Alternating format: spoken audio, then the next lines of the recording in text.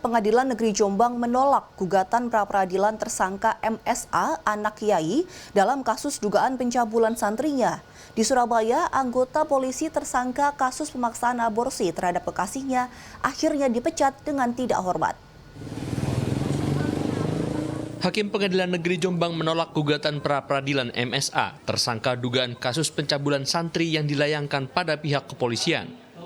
Hakim menyatakan gugatan pihak MSA yakni anak kiai ternama di Jombang secara dalil hukum lemah. Sedangkan kebijakan polisi atas penetapan statusnya sebagai tersangka sudah memenuhi pasal 184 ayat 1 KUHP, di mana terpenuhinya dua alat bukti baik pemeriksaan maupun bukti petunjuk.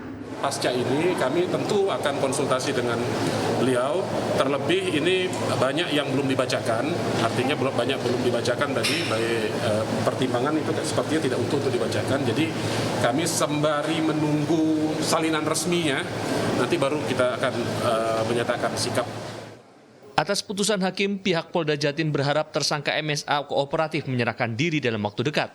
Bahwa pemohon ditolak, jadi saya berharap untuk tersangka untuk kooperatif untuk menyerahkan diri. Terima kasih. Kalau tidak terjadi, apa yang akan dilakukan polisi? Kami akan berupaya hukum. Sementara di Surabaya, Bribda Randi Harisasongko, polisi tersangka kasus pemaksaan aborsi terhadap kekasihnya, Novia Widiasari, menjalani sidang kode etik Propam Polda Jatim. Dalam putusan sidang, tersangka terbukti bersalah melanggar kode etik Polri. Atas putusan tersebut, tersangka juga dipecat tidak hormat dari institusi Polri. Sesuai penyelidikan, kasus pemaksaan aborsi oleh tersangka kepada Novia Widiasari berujung depresi dan korban melakukan aksi bunuh diri. Dia jelas melanggar pasal 7 ayat 1 huruf B dan pasal 11 huruf C Perkap 14 tahun 2011 tentang kode etik profesi Polri.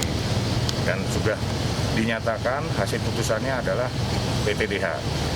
Ini kami tinggal melakukan proses untuk administrasi pemecatannya.